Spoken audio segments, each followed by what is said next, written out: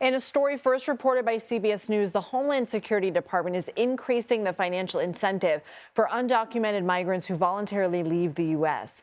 Officials say they will now offer a $3,000 so-called exit bonus to those who self-deport from the U.S. by the end of 2025.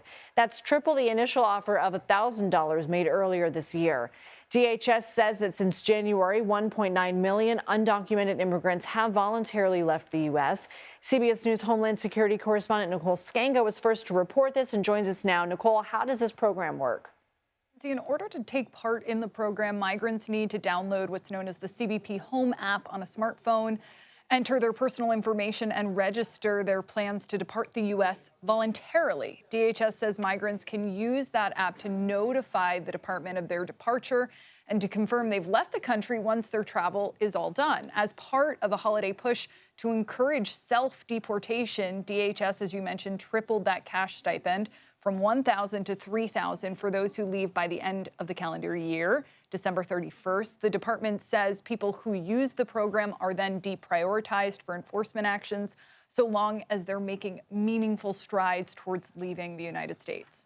And this program is just one part of the administration's larger efforts to remove undocumented migrants. Where do things stand nearly a year into the president's second term? Yeah, Lindsay, you mentioned that DHS says about 1.9 million undocumented migrants voluntarily self-deported since January, with tens of thousands using the CBP Home app.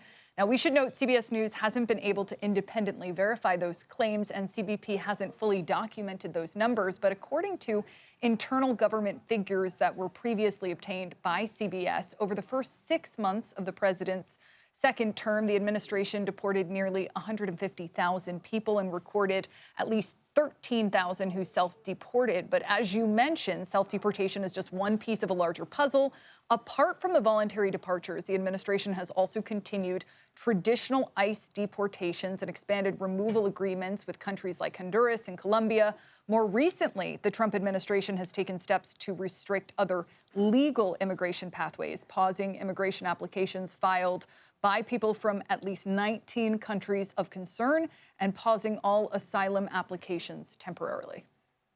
A federal judge today also heard arguments over whether Kilmar Abrego Garcia, the man mistakenly deported to El Salvador, should be returned to immigration custody after being freed earlier this month. What happened?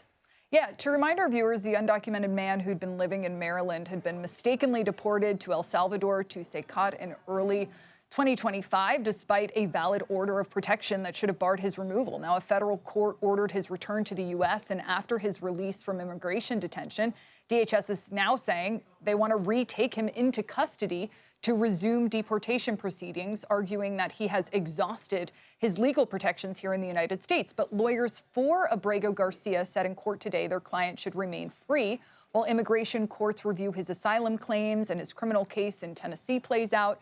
A federal judge today ruled that Abrego Garcia will remain free from government detention until at least December 30th. And in the meantime, DOJ has until December 26th to tell the government, or in this case, the judge, what their definitive plans are for him, how and where they intend to detain and potentially deport him. So this is another one of those to be continued. Okay, Nicole Sganga, thank you. Thank you.